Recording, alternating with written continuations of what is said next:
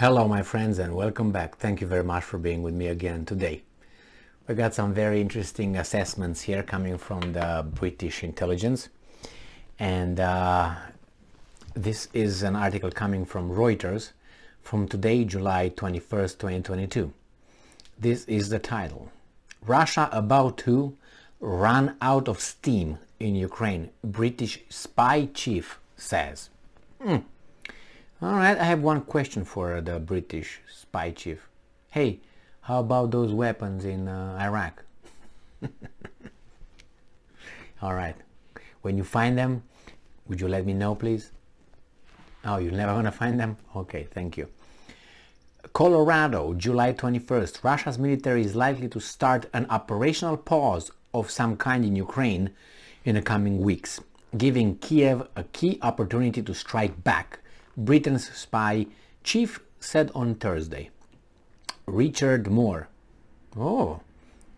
chief of the Secret Intelligence Service, known, I was Roger Moore, but Richard Moore, chief of the Secret Intelligence Service is known as MI6, also estimated that about 15,000 Russian troops had been killed so far in its war in Ukraine, adding that was probably a conservative estimate. Well, if you go by the Ukrainians, they killed 300,000. And I'm quoting, "I think they're about to run out of steam," Moore said, addressing the Aspen Security Forum in Colorado, adding that the Russian military would increasingly find it difficult to supply manpower and materiel over the next few weeks. Why? And I'm quoting, "They will have to pause in some way, and that will give the Ukrainians opportunities to strike back," end quote. Okay, nearly 5, but why do they have to pause? You failed to explain yet, maybe you explain later in the article, why they have to pause. They already did. And the other one was that it is difficult to supply manpower and material over the next few weeks. Why? You have to explain why. How did you reach that conclusion? So strike two. Nearly 5 months since Russia invaded Ukraine, Kiev hopes that Western weapons, especially longer-range missiles such as US HIMARS, which Kiev has deployed in recent weeks, will allow it to launch a counter-attack in coming weeks and recapture Russian-occupied territory. Moore underscored the need for Ukraine to show the war was winnable. I thought it was. I thought they were saying they were winning. It depends, I think, how the weapons are pouring in Ukraine and in money. If they don't pour in, then they say that they're losing. If they pour in, then say, well, as of now, we're doing a better job because of that. So keep bringing, I guess. I mean, there was a pattern since the beginning of the war. So not a very hard pattern to observe. So I'm not putting any medals here or any ranks. So both has to prove the war was winnable, both to preserve high Ukrainian morale, but also to stiffen the resolve of the West as concerns mount about European energy shortages during the coming winter. And I'm quoting, "It's important, I think, to the Ukrainians themselves that they demonstrate their ability to strike back. And I think that will be very important for the continuing high morale," Moore said. So far, let's go further. And I'm quoting, "I also think, to be honest," well, please be honest, "it will be an important reminder to the rest of Europe that this is a winnable campaign by the Ukrainians. Because we are about to go into pretty tough winter, and I don't want it to sound like a character from Game of Thrones. Oh my God.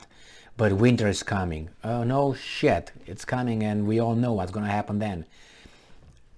Quoting again, "And clearly in that atmosphere, with a sort of pressure on gas supplies and all the rest, we're in for a tough time," Moore said. Yes, you are. Not you particularly, but citizens that these guys made decisions in the name of. "The prospect of a Russian disruption of European energy supplies is one of the biggest global economic and political risks arising from the war," No, from the sanctions. European countries fear they could face shortages next winter because of the sanctions if Russia cuts back deliveries. Why? During warm months when they typically replenish storage tanks. Well, that's true. More said the toll from Russian President Vladimir Putin's war in Ukraine was mainly being felt in poorer rural communities, and that Putin was not yet recruiting forces from the conflict from middle-class area of St. Petersburg or Moscow. And I'm quoting, "These are poor kids from rural part of Russia. They're from blue-collar town in Siberia. They are disproportionately from ethnic minorities, and these are his cannon fodder." Well, I would like to know, is there anything the Russians are doing right? Is there anything the Russians are doing that's not evil? Like, everything they do is using minorities, using this, they are blah, blah, blah. They try to create, tensions in Russia, obviously. Maybe it's true, but I would like to hear these guys, which they will not. But if you have a conversation and you want to, at least appear to be logical, you have to bring, okay, but this is this, arguments, counter-arguments, positive, negatives. But these guys just, they bring all the minorities and the poor people and all that. Well, I doubt that. But it's like the middle class will not enroll in the army. They will not go to fight for them. It's just the poor kids that have a sense of patriotism, or what? They were just grabbed by the recruiting centers and thrown in Ukraine. I mean, really. Asked if he knew about Putin's health, Moore said, "There's no evidence that Putin is suffering from serious ill health." Well, how about we take that serious out, suffering from ill health. But he put serious in case in 2-3 weeks we find out he has something. Oh, I said serious. At that time it was not serious, but these guys are weasels. Anyway, how about those weapons? I'm still waiting. British intelligence. Nevertheless, are they going to, losing steam in their attacks? Possibly, maybe. If you stop, for instance, if you stop reporting news with Russian attacks and the Russian achievements, then yeah, you claim that, hey, the Russians lost steam. And if someone tells me, hey, what are you talking about? We have a free mass media. I say, okay, you know what? Last night I flew to the moon, and this morning I came back after I drank some wine over there, okay? And you should believe that too.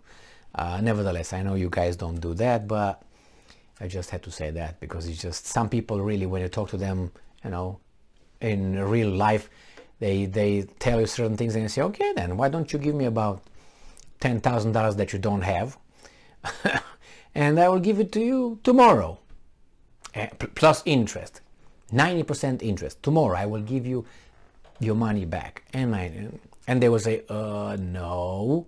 Oh, so you're not an idiot. You just pretend, or your brain doesn't function when it's about that issue, because you have something, over there. You have an ideology.